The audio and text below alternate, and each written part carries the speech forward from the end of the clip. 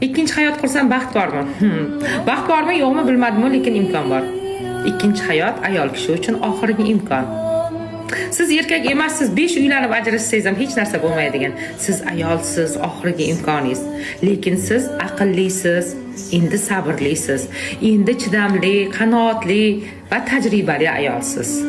Birinchi hayotingizda ozgina bo'lgan urushga onangizga qarab yugurgan bo'lsangiz, ikkinchi hayotingizda o'lib qolmasangiz ketmaysiz. Ozgina aytilgan so'z ham sizga tog'day ko'rinadi. Ikkinchi hayotda odamlar nima deydi deb yashaysiz.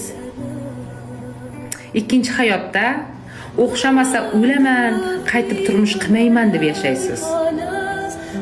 Ikkinchi hayotda baxt bormi? Assalomu alaykum.